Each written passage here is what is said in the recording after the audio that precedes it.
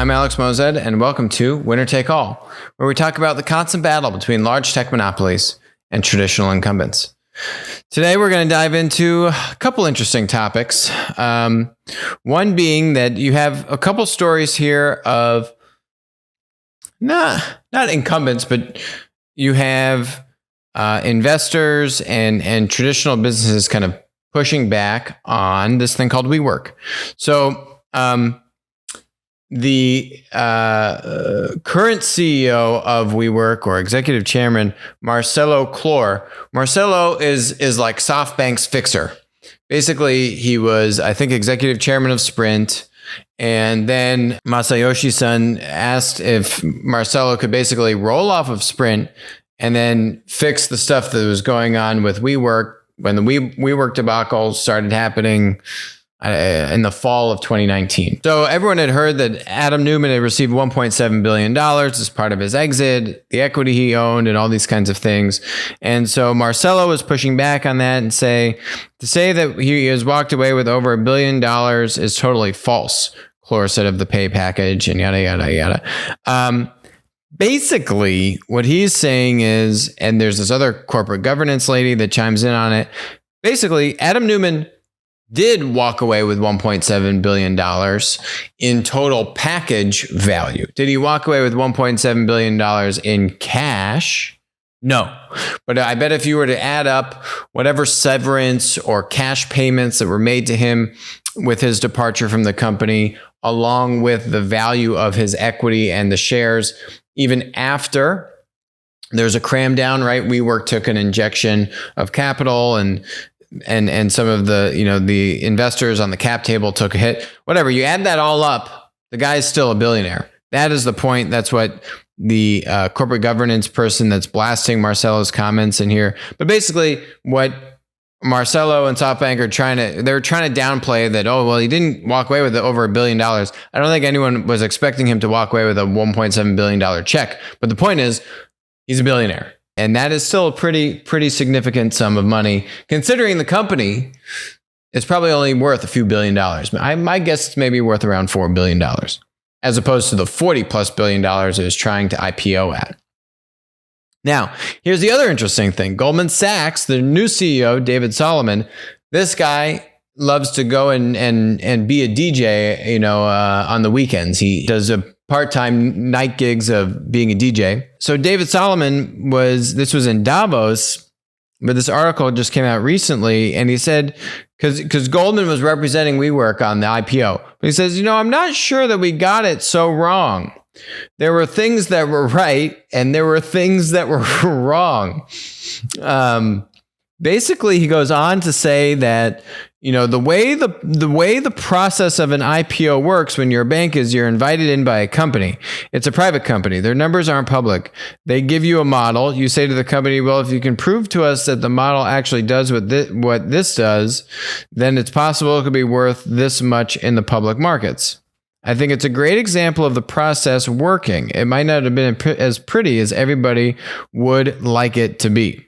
Yeah, I'm definitely going to, definitely disagree on this one.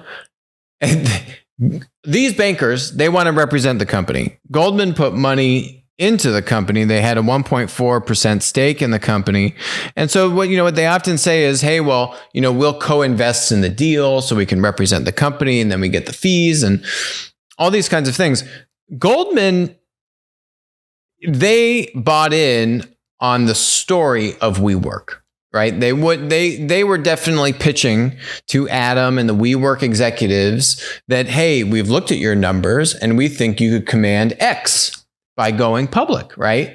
And then Goldman's going to put its name behind that. They're going to put their network of investors that are going to then buy the stock and support that valuation, right? That's the package of what you get when hiring Goldman. So Goldman was absolutely, Goldman wasn't going in there and saying, well, I don't know if you should be valued like a tech company. It was more so probably like, well, I don't know, is it $30 billion or $40 billion or $50 billion, right? But the whole premise, the whole thing that went wrong with WeWork is that it's a real estate company that was trying to be valued like a tech company. And that doesn't take a model to figure that out. That doesn't take a model to look at the company, to look at its earnings or really lack thereof, and to look at its revenue and its growth rate, which was okay, but its margins were abysmal. And for you to take a step back and you say, okay, is this a technology company? Or not even just technology, is it a platform? It was billing itself as a platform company, by the way. We counted how many times it used the word platform in its S1, and it was a lot. So, is it a platform company? Absolutely not. Is it a tech company? Also absolutely not. And we called it on the show within 24 hours of the S1 being released, and looking at the numbers that were kind of being floated to value this company is completely baloney. And then in the coming weeks, everything sorted itself out. But it wasn't Goldman that was sorting it. It wasn't Goldman going in there with the bankers being objective and saying, hey, you know what? I don't think this is a tech company.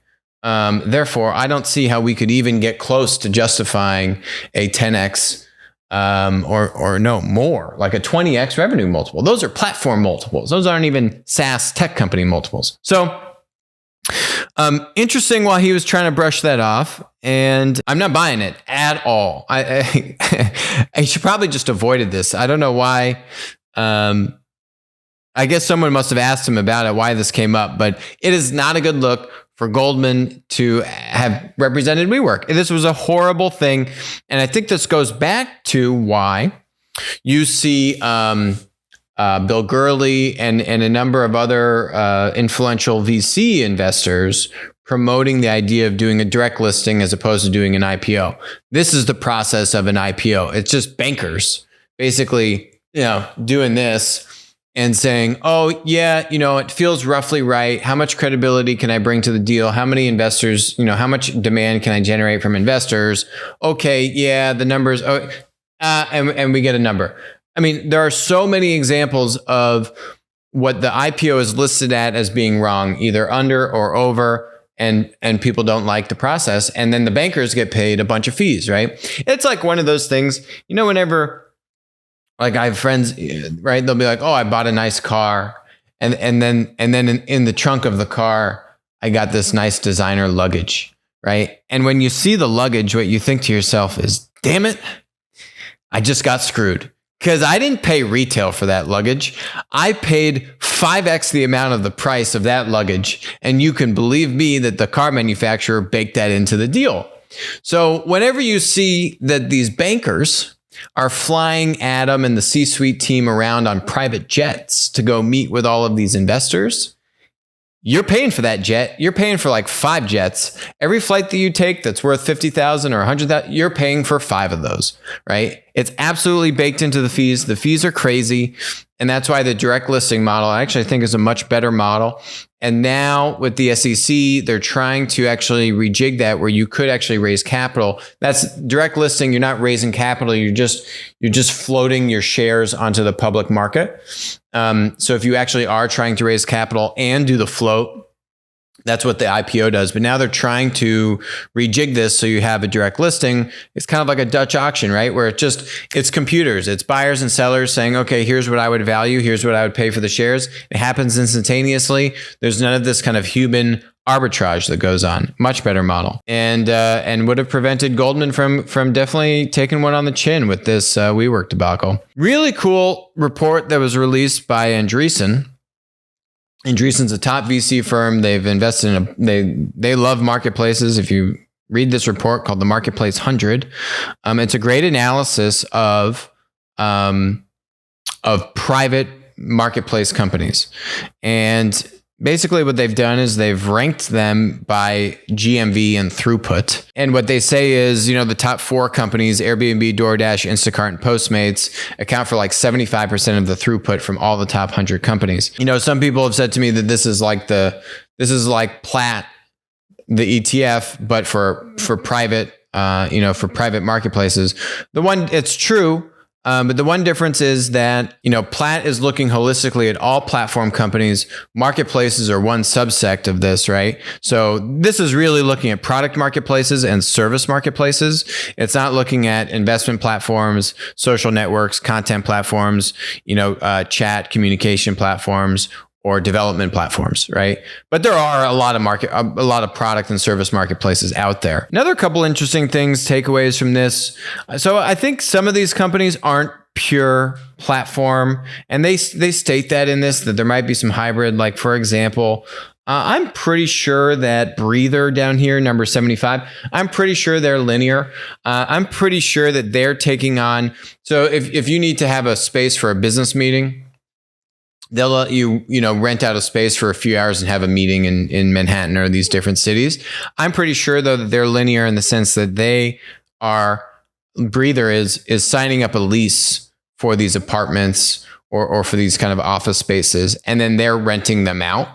But all that inventory, it's not being contributed into the platform, or maybe they are, but it's a small part. I think pretty much they're seeding the inventory with their own leases and then renting that out, which to me is much more linear. Some of these, I think, like Up Council was on here, and they just shut down. Interestingly enough, Up Council was a marketplace to find lawyers.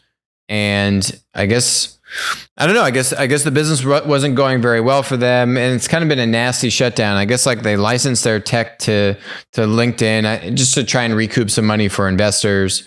But now they have a shareholder dispute where a shareholder wanted to take it over, and shutting these businesses down is never fun. You have some interesting companies. You have pretty much all the spaces represented. As they say, B2B distribution is not represented in here because the way they're tracking this is by looking at like credit card purchases. So, a lot of B2B stuff is not going to go through credit card purchases, going through other payment forms and mechanisms. But it's a very good list. I'd implore you to check it out and see, like, Masterclass. Yeah, technically a platform, highly curated though, right? Like the amount of people, you have Bob Iger making a masterclass about branding, right? So it's not a totally open platform, but I'm sure they're also, I don't know exactly what Masterclass's agreements are to capture supply. There's got to be probably some kind of like guarantee or payment structure up front. So it's heavily curated. It's kind of like a hybrid platform. So there's some things that are conditional here. The interesting thing is that it trails off pretty quickly. And so if you look at Let Go as number 100, or Parachute in childcare, or Splicer in office space, comparing that to the top 4 of these doing 75% of the throughput, that's pretty interesting. I don't think they have the Epic Game Store on here, which we just covered last week on the show, which they have Valve, which is a marketplace for games, for PC games. And Epic has actually gotten, I think, about 40% market share in a very short time frame, like a year and a half. I don't see them on here. But no, it's great that they're putting this research together, cataloging specifically marketplace businesses, trying to put some numbers and GMV against these businesses, although it's not exact science, and highlighting some different categories that you can get some trends, and they've done some interesting analysis. So definitely check it out. I think you'll see some interesting kind of like, I expected that, and then you might see some things that you may not have expected. Or new categories or new companies that you weren't very familiar with. Definitely, though, some unicorns like Airbnb that we've covered that will probably go public this year. Or at least we think so. So let's see.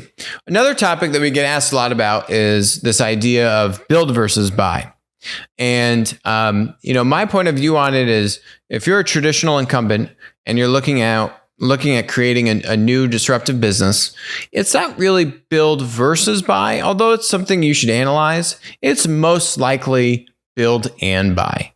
And so let's talk about how you can kind of think about these different approaches and kind of the hybrid of the two, right? So typically when you're looking at a build from scratch approach, right, you're going to say, hey, I'm going to go, there's a new business opportunity here. It could be cannibalistic to my core business. I need to do this thing separate and away from my core business. Give it some space, give it some autonomy. Maybe you have like a labs or an incubator or some kind of disruptive group, or maybe you just give, a team very little time and very little money to try and go hack some stuff together and prove out the new business case, right? I think you got to do those hacks. You got to have a team internally looking at this and building the business case, irrespective of which path you go. You need to get that market validation on your own with your people on the ground to really get those learnings. I think the question is build versus buy, or build and buy, is when you think about really trying to scale the business. And that's where I think most large traditional incumbents run into issues, right? If you're really going to do something disruptive, if you're really going to do a new digitally driven business model, whether it's a platform or not, and you've got a large, let's say, multi-billion-dollar company, you need the CEO involved to make that initiative successful, right? If you want to be able to tap into the intrinsic strategic advantages locked up inside the core business, and then the whole thesis to go do this new digital spin out company is that you have competitive advantages inside the core business, and by putting these two things together, you can now be successful in this new digital business. In order to get access to those assets in the traditional business, CEO has to be involved.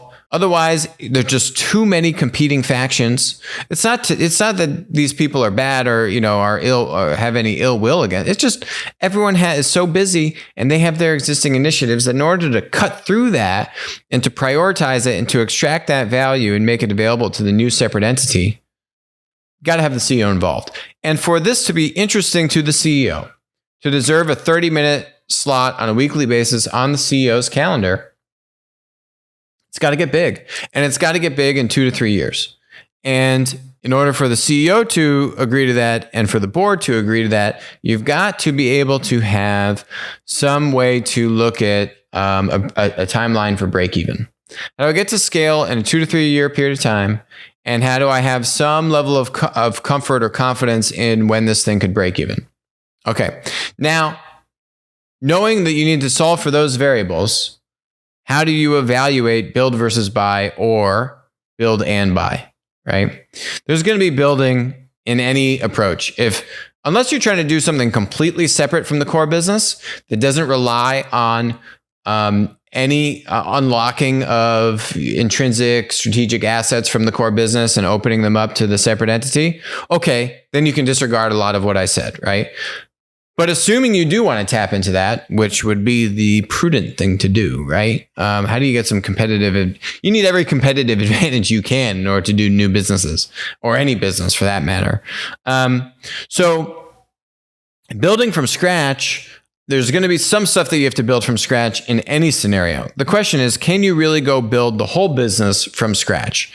Do you have the team to do it that are entrepreneurial, that want to say goodbye to their existing comp structure and comfort in that comp structure and really go forge something new? Do you have the team in place? Do you have the ability to get to scale in a 2 to 3 year period of time? Use that as your barometer. Some companies that have incubated businesses that do share a totally build from scratch model, but are from a traditional business would be what IAC did with Tinder.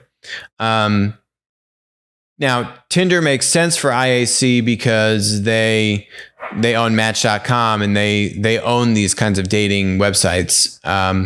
And they've owned them more for desktop internet, right? But for Tinder, that really didn't tap into any of the traditional assets of the Match group. It was incubated by IAC and then is rolled up underneath Match. And now they're looking at spinning things off and this kind of stuff. But the timeline for Tinder to get to scale, again, it was much longer than a 2 to 3 year period of time. Tinder was officially started in 2012. And it was I think it was actually incubated in secret a little bit before that. So unless you have a longer timeline, I think maybe 3 to 5 years to get to scale, and the executive team is comfortable doing that on that timeline, then I think that makes sense to go the build path.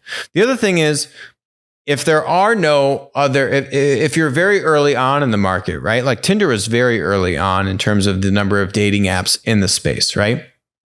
So are there other tech startups already doing this or kind of doing this that could be viewed as a partner, invest, or acquisition target? If the answer is no, well, then you're kind of only left with the build from scratch option. And the assumption is that you want to validate that there is demand, that you're not too early, right? Because if there are no other tech startups, that would be the first question that comes to mind for me. Well, why is no one else doing this? What am I missing here, right? So if you can answer all those things and you can prove that there is interest on the demand or supply side or both, and then you have a longer timeline than say 2 to 3 years, and the executive team or the board or whoever needs to sign off on this is okay with investing, at least $5 to $10 million a year in an initiative like this. Okay, that seems directionally making sense to me to go purely build from scratch. If there are other tech startups that are out there that have a head start, or you're trying to do a platform business, but there's linear tech companies out there that could help you bring some product functionality, help you solve for demand or supply or both, then I would implore you to really evaluate looking at partner, invest, or acquisition paths. Because by looking at these tech startups, what do you get from that? Well, you get a team that's already in the industry, that already understands the industry and has passion.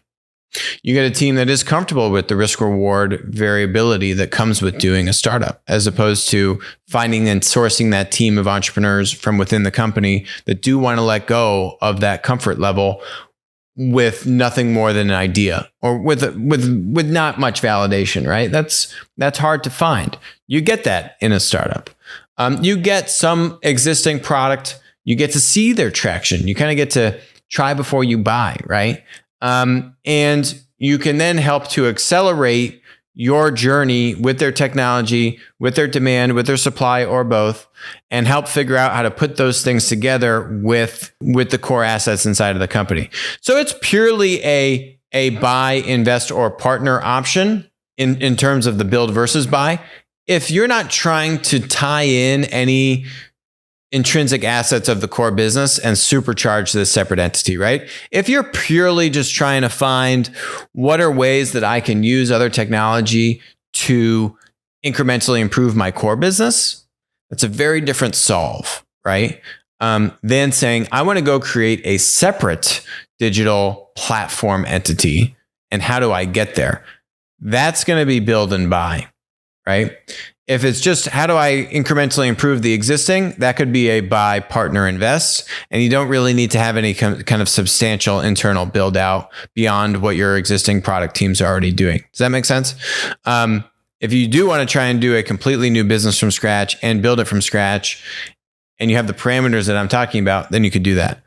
But if you want to go do a new business from scratch on a more accelerated timeline, say 2 to 3 year timeline, and help solve for a number of these things that to get you there faster with a higher degree of confidence, with a break-even point that's more realistic and faster, then I think you look at a build and buy approach. And that is a matter of kind of putting both of these things together. How do I put the assets inside of the core business, build that, expose them, and layer them into this separate entity that I'm either doing an initial partnership or investment in, or maybe I'm buying it outright, or just setting myself up to buy it outright if those initial tests or partnerships or investments go well. I now set myself up to go and buy that company in full. So that's some of how I'd break down thinking about build versus buy versus build and buy, and how to think about sequencing those different models. Thanks for joining us today on Winner Take All. I will talk to you tomorrow.